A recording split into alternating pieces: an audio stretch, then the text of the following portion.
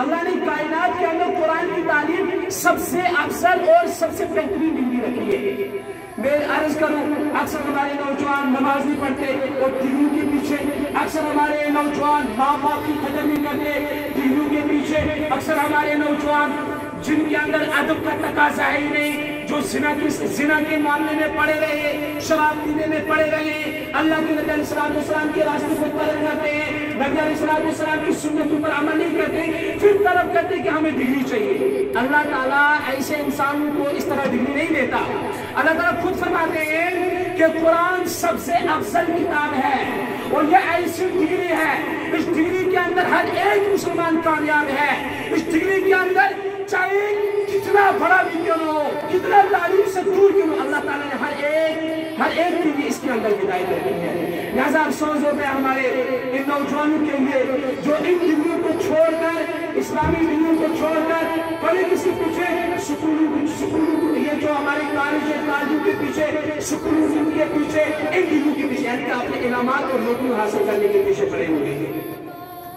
میں آپ کو یوں کہوں، آج کل آپ اکثر دیکھتے ہیں ہمارے یہی نوجوان شراب پی کر، کبھی ایسا واقعہ ہے پیتے پیش آ جاتا ہے کہ ماں کی سربراہی کی، تو میں اس میں کبھی ایسا واقعہ پیش آ جاتا ہے کہ بہن پر حملہ کیا، کبھی ایسا واقعہ پیش آ جاتا ہے کہ محلے کی جو بڑیاں تھی ان کے ساتھ اس نے غلط تعلقات رکھے۔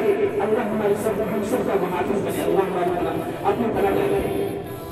لہذا وجہ کہ قرآن کی تعلیم کو ہم نے چھوڑا، اللہ کے راستے کو ہم نے چھوڑا، نبی علیہ السلام کے راستے کو ہم نے ترک کیا، صحابہ کرام کے راستے کو ترک کیا، اور ہم کس کے پیچھے پڑے؟ دنیا کے پیچھے، مال دولت کے پیچھے، رشوت کے پیچھے، شراب کے پیچھے، ہر ایک جو بھی گندی چیز ہے دنیا کے اندر، جتنی بھی گندے خرافات ہم ان کے پیچھے پڑے، اسلام کو ہم نے الگ چھوڑا۔ لہذا ایسا نہیں کرنے چاہیے ہمیں۔ اللہ نے ہمیں ایک انسان بنایا ہے اور امتی بنایا ہے جناب محمد رسول اللہ صلی اللہ علیہ وسلم میں سے۔ ہم امتی ہیں اس نبی کے جس نبی نے اپنی امت کے لیے راتوں رات، حالانکہ کتابوں کے اندر ہمارے علماء کرام لکھتے ہیں رات کو سجدہ کرتے ہیں، فجر کا ٹائم ہوتا ہے، امت کے لیے یہی دعا کرتے ہیں، یا اللہ میری امت کی مغفرت، یا اللہ میری امت کی مغفرت، یہی دعا کرتے ہیں۔ ہم امتی ہیں اس جناب محمد رسول اللہ صلی اللہ علیہ وسلم کے۔ لہذا ہمیں نبی علیہ السلام کو چوٹ نہیں پہنچانی، نبی علیہ السلام کے راستے کو نہیں چھوڑنا، صحابہ کے راستے کو نہیں چھوڑنا، تابعین کے راستے کو نہیں چھوڑنا۔ کل قیامت کے دن ہم سب سے ایک سوال کا جواب ہوگا۔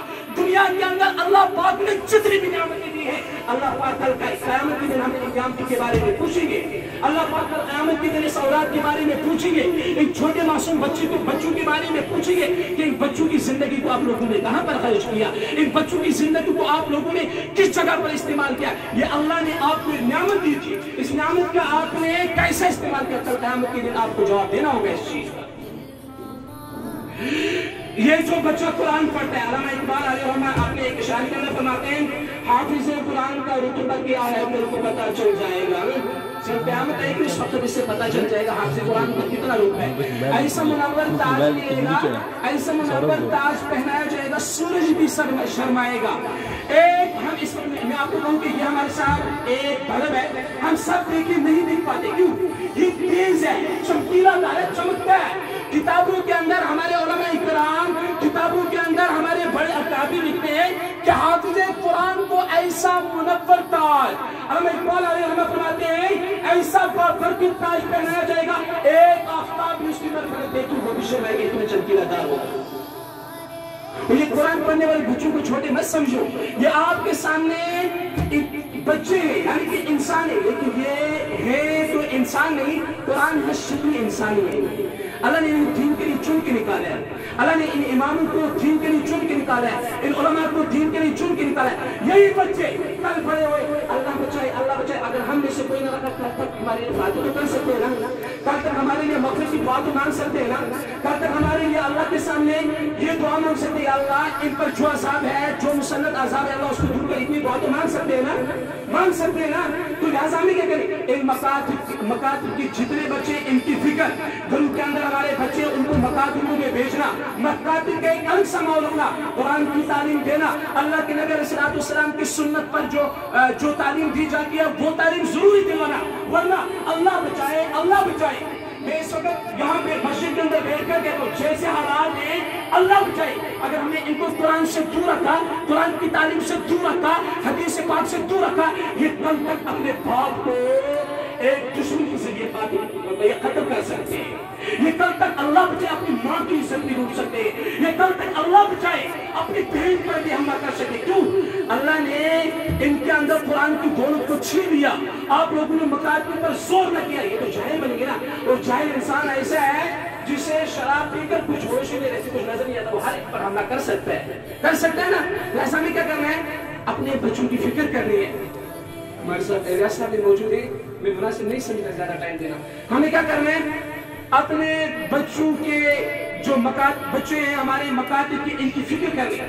امام صاحب کو پڑھو, ہفتے پر ہفتے پوچھو اس نے کتنی تعلیم کی, کیا پڑھا, ہفتے کے بعد پوچھو اس نے کہاں یہ قرآن پاک کہاں تک پہنچایا. اور بچوں کو جو ہے اسلامی ماحول میں زیادہ زور دو. اگر ہمیں اپنی آخرت سنبھالنی ہے, اگر ہمیں دنیا کی جو یہ آخرت اگر ہمیں اپنی سنبھالنی ہے, دنیا کے کام ہمیں چھوڑنے پڑیں گے. دنیا کے جو خرافات ہیں اگر ہمیں یہ دور کرنے تو قرآن کی طرف ہمیں زیادہ زور دینا ہوگا. اللہ کے نبی علیہ الصلوۃ والسلام کے راستے کی طرف ہمیں زیادہ زور دینا ہوگا. لہذا اللہ جو میں نے کہا اللہ تعالیٰ سننے سے زیادہ اس پر عمل کرنے کی توفیق دے. اللهم ربنا افضل علينا صبرا وثبت اقدامنا وانصرنا على القوم الكافرين. ربنا آتنا في الدنيا حسنة وفي الآخرة حسنة وقنا عذاب النار. ربنا هب لنا نورنا واغفر لنا إنك على كل شيء قدير.